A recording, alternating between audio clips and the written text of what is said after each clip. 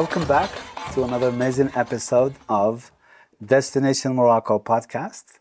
We are in the heart of Telouet. We are exactly at Telouet, at l'auberge de Telouet. Auberge restaurant Telouet Chez Ahmed. Auberge restaurant Telouet Chez Ahmed, Si Ahmed. Local time is about 9 p.m. and we are extremely happy and very grateful and fortunate. And we have a very special guest with us today. His name is Mr. Ali el-Haddadi, and he's one of the locals. He's a local guide, historian, and in this episode we're going to talk about the Berber culture, because that's the number one request that we have been receiving from a lot of the guests. So he's going to give us a little bit of background, a little bit of history about the Berber culture, tradition, and so forth. And then he's going to talk about himself as well. So, Mr. Ali, would you please introduce yourself to the audience and tell us a little bit about you? So thank you very much coming to us, and as well thank you very much giving me this opportunity. Absolutely. To introduce myself. So my name is Ali Haddadi. Haddadi. So what does mean Haddadi? It means blacksmith. Blacksmith. Why? Because all over history, my ancestor until my father were the blacksmith. As well, since beginning of glorious power, since 18th century, my ancestor as well worked for glory as blacksmith, the best blacksmith, as well for jewelry. Jewelry, okay. For that reason, we have a family name as blacksmith. Haddadi is blacksmith. Okay. So then my ancestor have skin of gazelle, of sheep, where they read down. I see. So they write down. Yeah, okay. A story about Kasbah, about caravans, about people of Telouet. As well, I am born in this area, closer to this one. Closer to this center. Yeah, okay. This center, 4 kilometers from here. Oh, nice. After, because since 1956, my father and my grandfather go out from Kasbah. They are pushed away from castle to the village 4 kilometers. Yeah. Then I born in this village. After I went to school since 1981. Primary school in my village, my own village. Then high school in Ouarzazate. I see. Okay. 7 years. I spent 7 years in high school. Then I went to university in Marrakech. I see. In which I studied economy. What's the name of it? Is it Qadi? Definitely. In Dawdiyat, and when I have my degree in economy, then I spent some years working in Agadir, for example. Oh, I see. Then I come back to Telouet to work as guide. A local guide. Why? Because since I was little, I was very fun to meet people. Oh, I see. Foreign people. Then sometimes even I leave school to go to beside route to meet tourists. Okay. Because I was very impressed by other culture. Oh, I see. Okay. You understand? To meet other culture, to learn from other culture. Sure. And is like a hobby, a kind of a hobby. Then after I struggled to continue my studying, even if between this hobby of meeting people and as well learning, then I struggled to keep going over to Marrakech over years in order to continue my studying. For that reason, I became right now official guide. Official local guide. Official, so even national one. Oh, national guide. Because I have my badge since 2018. 2018. normally since 2020, I come back from Agadir to Okay, I got you. Telouet. So And let me just make sure I understand what you're saying. So you're saying you went to school back and forth and back and forth, and you did this as a hobby, just and I see it. We're in the same. This is our place. This is our home, and a lot of us are involved in the tourism industry, directly or indirectly. And to you, it was a hobby until it became kind of, a professional, if you would. Then you had your local guide license. Then you had your national guide license. Can you tell us the difference between a local guide versus a national guide? so, local one, I mean, you need to be expert of place where I see. you growing up. You are growing up. Okay. The national one, you must know The country. all Moroccan sites. Okay. In terms of history, in terms of tradition, Okay. in terms of city, in terms of culture, in terms of everything. That's very interesting. So basically, a national guide, you have to be knowledgeable of all the cultures, the heritage, the different cities are in Morocco, and you can travel with the guests throughout Morocco without any issue because you have your badge. Yeah.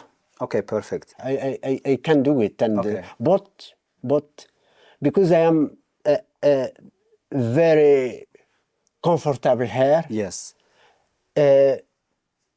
and as well, I know a lot of people. Yes, money coming in, coming back. coming. Yeah, I So got you. for that reason, I prefer To stay just stay. locally. Yeah. Okay, makes sense. Yeah. It makes sense. So, you're Berber, I'm a Berber, this is our culture. A lot of people are not familiar with our culture. A lot of people are wondering, they have a lot of questions about our culture. Who are the Berbers? Where did they come from? And so forth. Can you tell us a little bit of history about the Berbers, the different types of Berbers?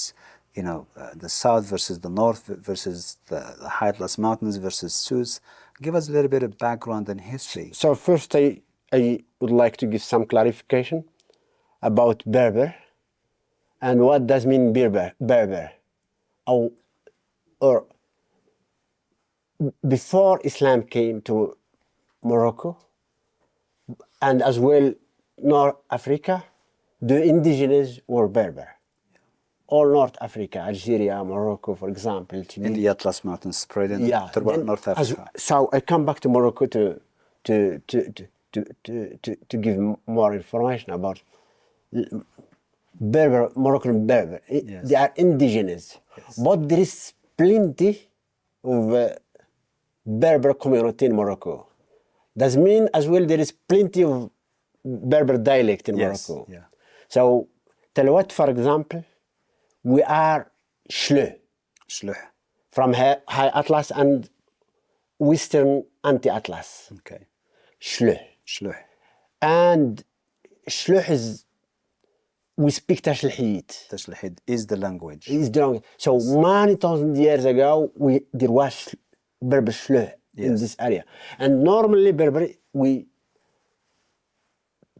community refuse this name Berber. Oh, wow. Yes. You know why? Yeah. Because was foreign to our culture is a name that the first conquerors, I mean Roman, Yes, the Romans, yes. the Romans and even Greek, when they start to come to Morocco, for example, they gave this name for those indigens.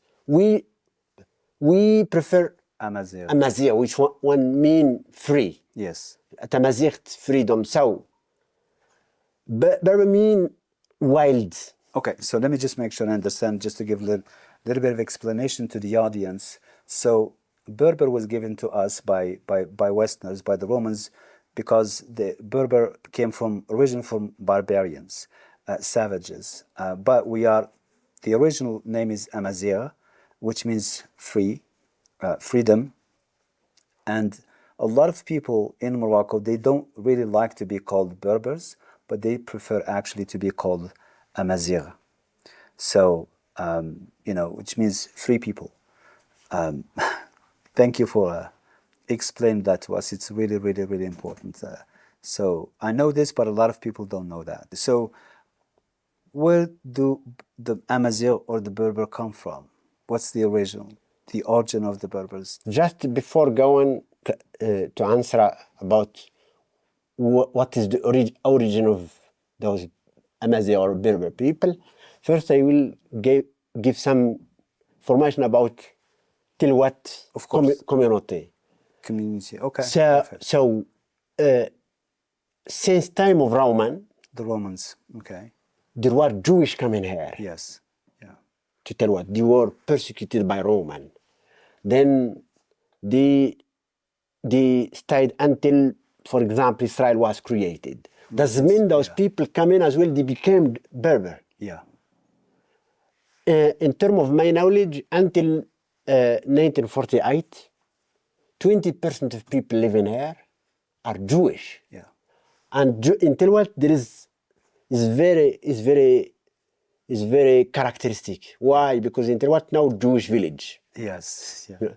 And that means all Jewish Berber people all together mixed in living all together in wonderful cohabitation peacefully, and they are as well Berber. And we have friends sometimes Jewish come back and they speak Berber. That means Berber people here, they are mixed in terms of culture. Yes. They are mixed in terms of skin. Yeah. Yes. Skin doesn't mean you can see black people, white people.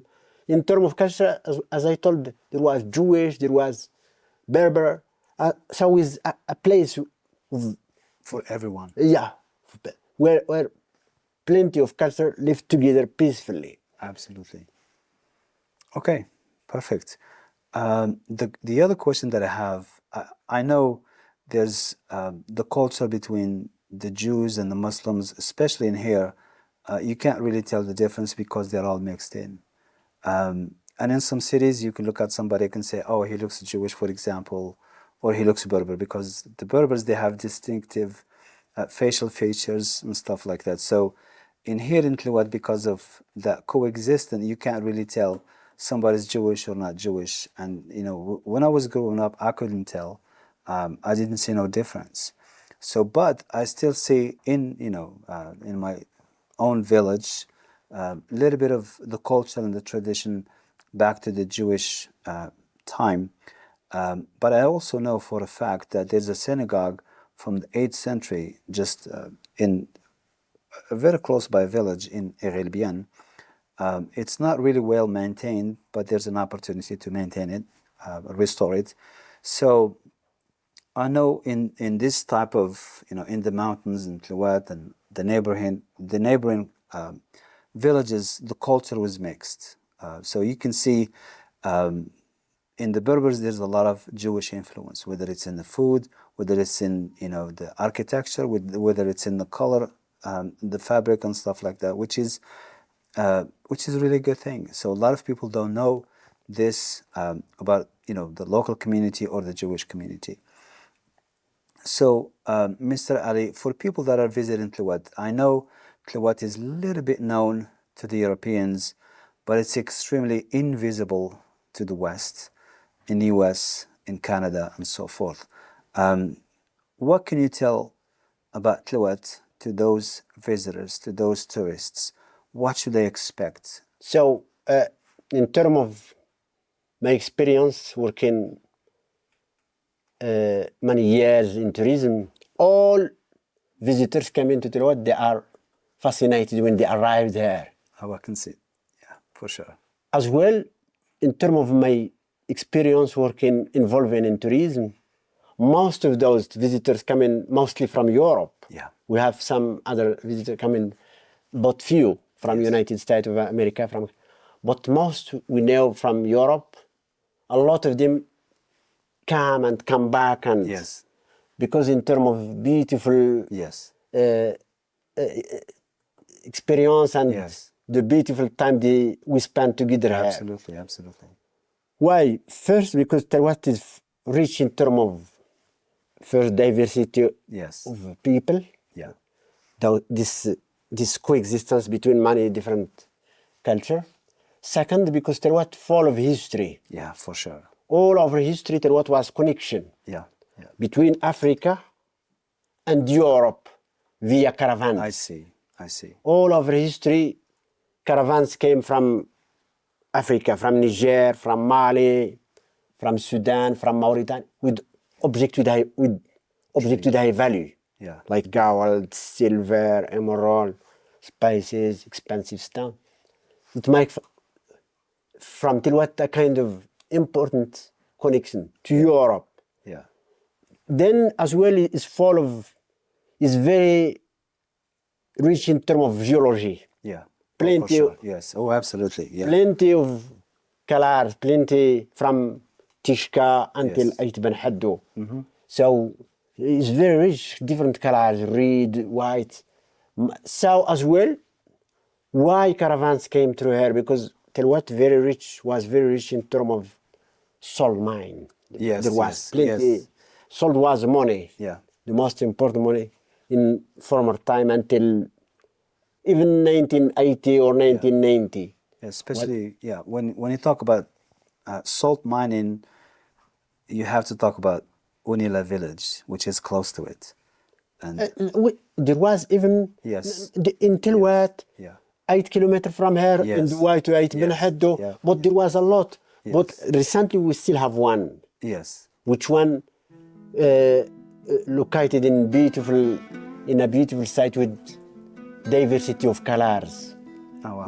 Is very when visitors go to visit there, is very impressed by colors, by geology, Yeah. by different colors. Yeah.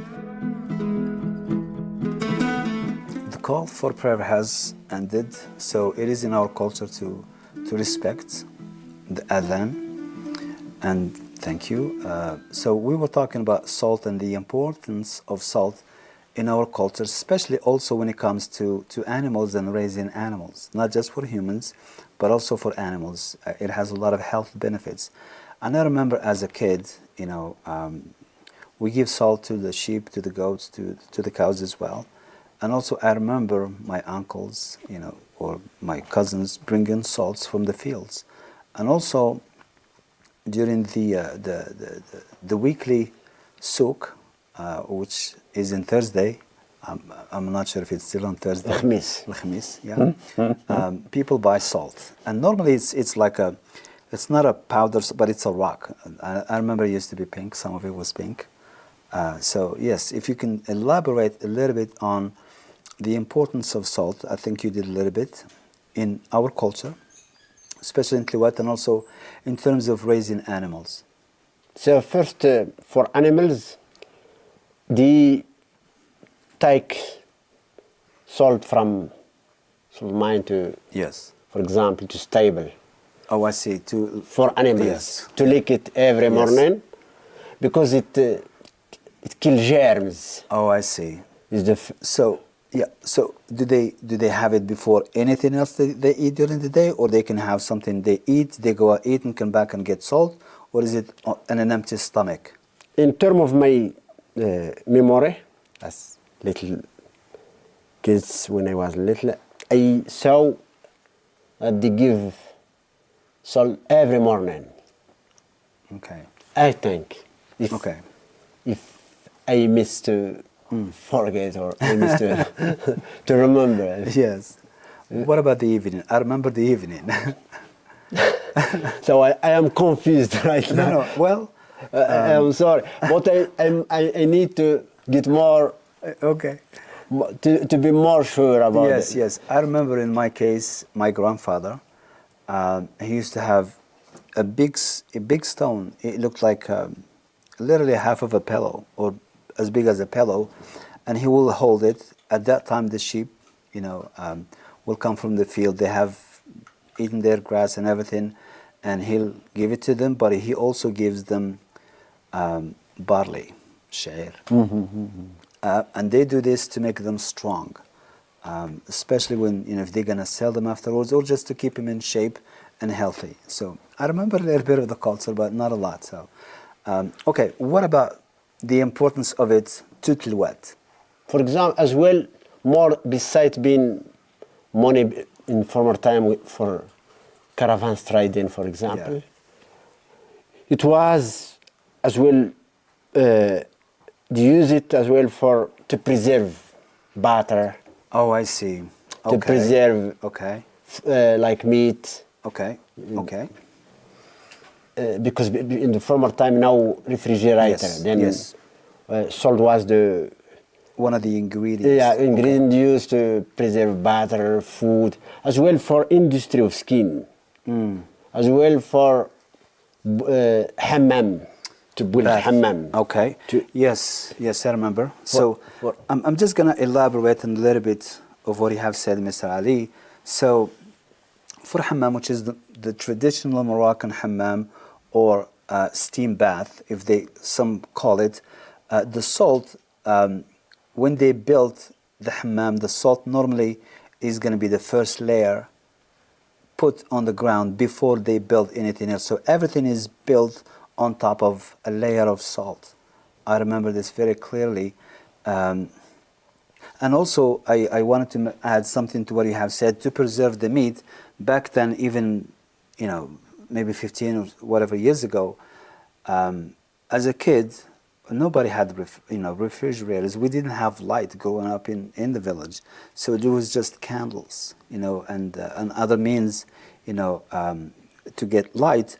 But I remember during a certain time when you have, a lot of meat or excessive meat, to preserve it, especially during the holidays or Eid al-Kabir, which is coming up in a few weeks, maybe a couple of weeks or so. I've seen my grandmother do it. I've seen a lot of my family do this, but they hang the meat, and then what they do is they apply salt and they apply olive oil to it. That way the meat does not get spoiled, and also it stays fresh. Normally the meat is consumed completely within few days, but it also stays fresh. So they may have to remove the first layer of the meat, but anything else underneath it, it looks really fresh. And we still have family the same Oh wow, same technique. technique until today. Oh wow. And me sometimes I and preserve it for many months. Oh wow. And Oh. when we eat it mostly in couscous, Yes. it's very tasty and it's very is a Berber food. Yeah, it is. It is. It's a special food. Are you talking about kurdas? Yes. Okay. Okay, kurdas is a little different, and kurdas, it's a delicacy. It's a Moroccan delicacy, and you have to understand, in the beef, the goat, the cow, nothing really goes to waste. We eat everything. For me, the kurdas, it's intestines, and it's kind of rolled up against each other, and it gets dried up with a little bit of meat inside, and then it's served especially with couscous on special, Friday normally. But the funny thing, my memory as a child, was a kid, I always knew when my mom or my aunts have made couscous with kurdas because of the smell. It has very strong smell, and I could not eat it. But it was delicious to them. So May I like it? Oh, I know.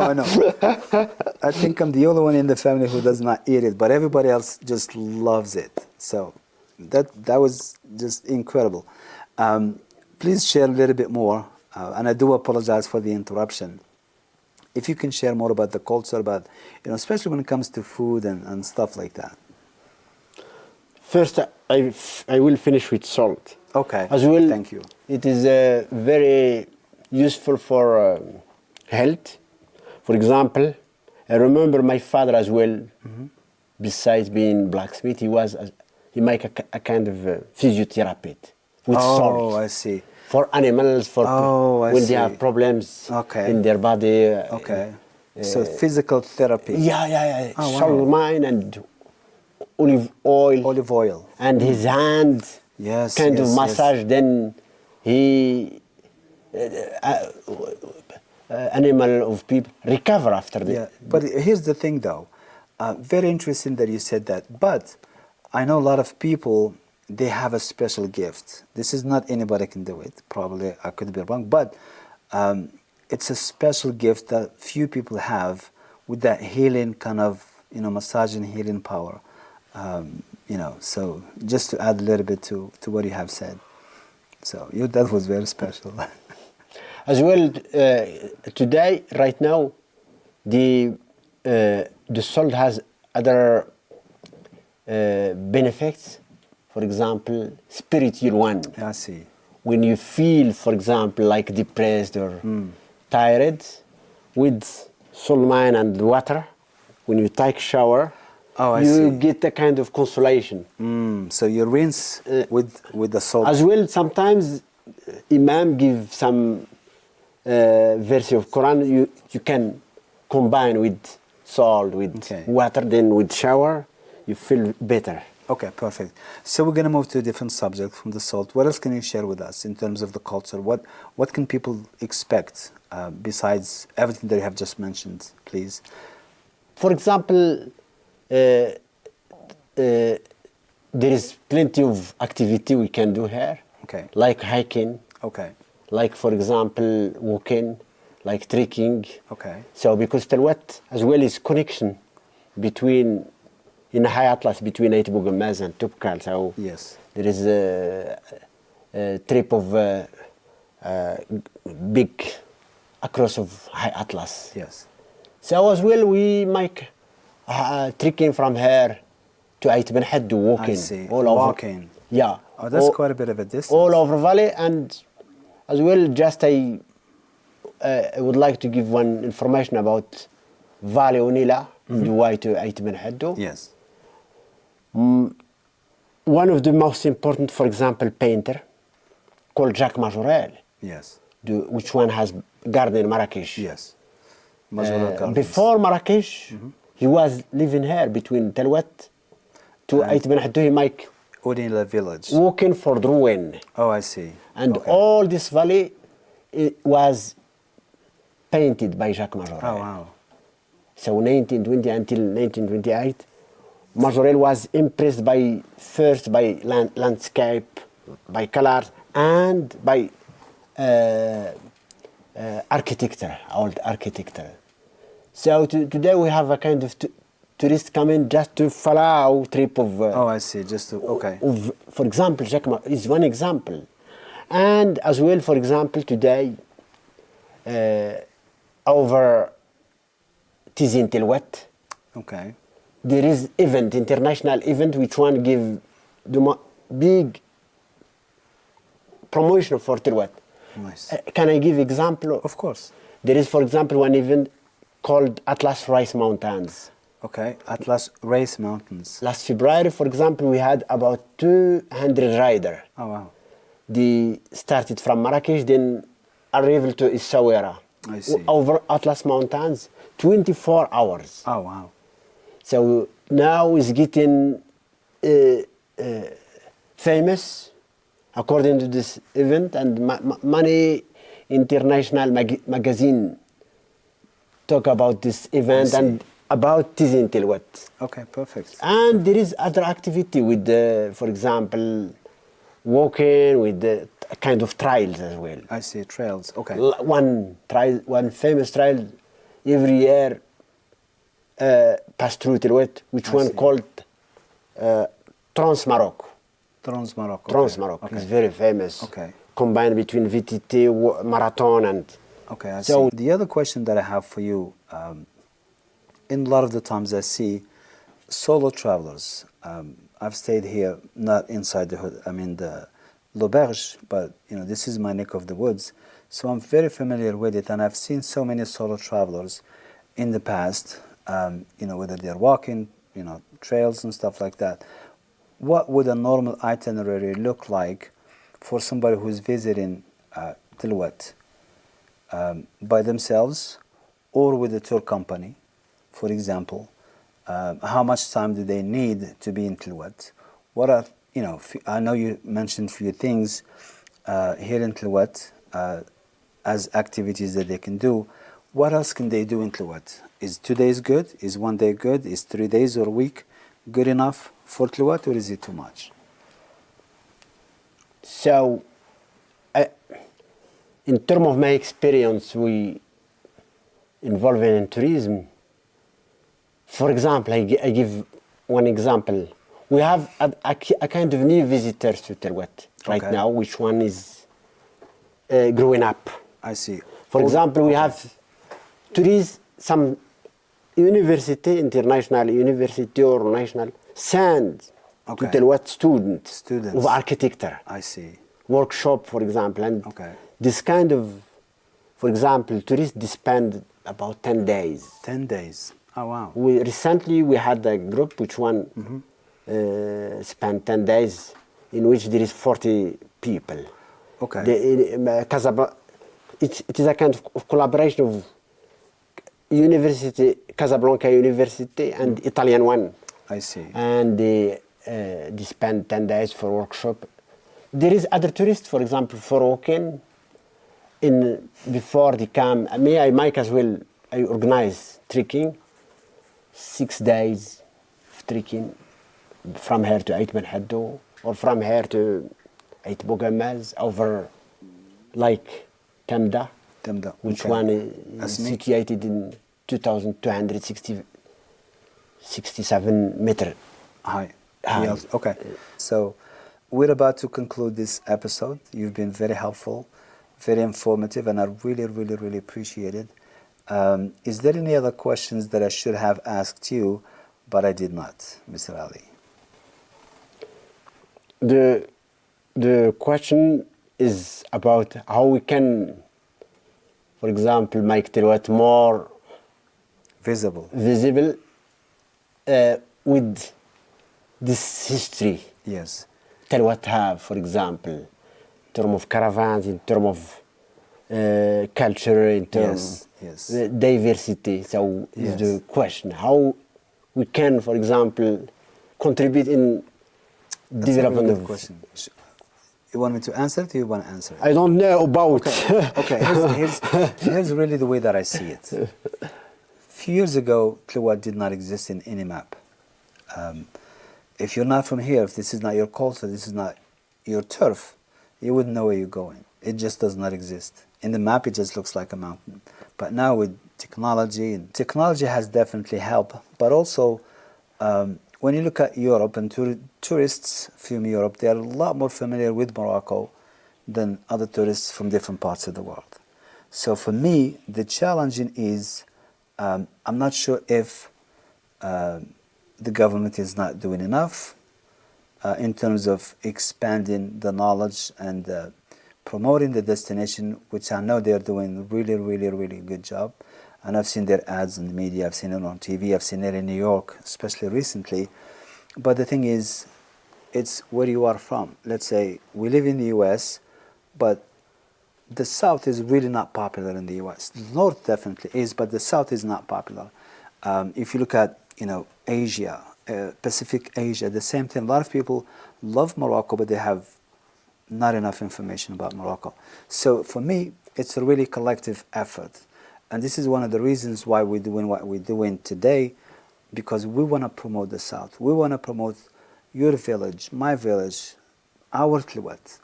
It belongs to all of us. It did so much for all of us, and it's time for us to give something back to it. And it's probably going to take a few years to get to that level.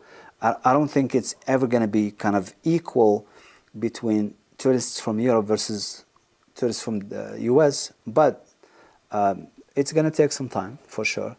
But eventually, Telouet will get the recognition it deserves and the popularity it deserves, because in terms of culture, history, it's thousands and thousands of years of layers of all those things. Anything else you want to add, Mr. Ali? So just I would like to give some more information about promotion of tourism in Telouet. So what we have right now in terms of tourism activity in Telouet, we have it just because of many international books, guides. Yes. Can I give example? Of course.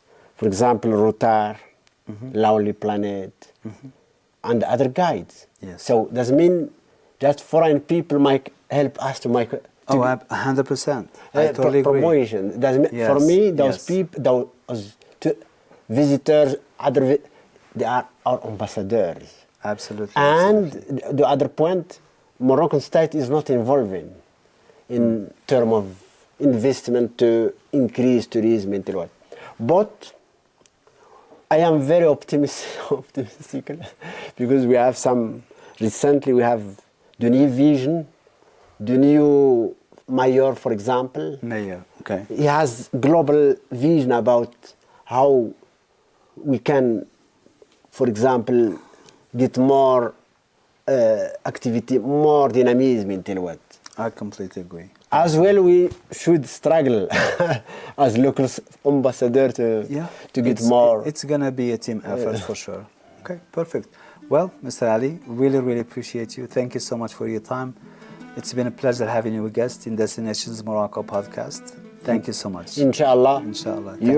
Thank you very much coming from far away to our city, and thank you very much. Thank you. Spending thank you so much. This beautiful time with us. Thank you. And sir. all the best. Thank you. مرحبا بكم. الله يبارك فيك. This is it. Thank you all so much. Do you dream of exploring the enchanted land of Morocco? Discover the magic with Destination Morocco, the ultimate travel experience for those seeking luxury and adventure. We specialize in crafting bespoke itineraries tailored to your unique tastes and desires. If you are a discerning traveler who values an immersive, curated adventure, then visit destinationsmorocco.com. That's destinations with an S, Morocco.com. And let us bring your dream Moroccan vacation to life.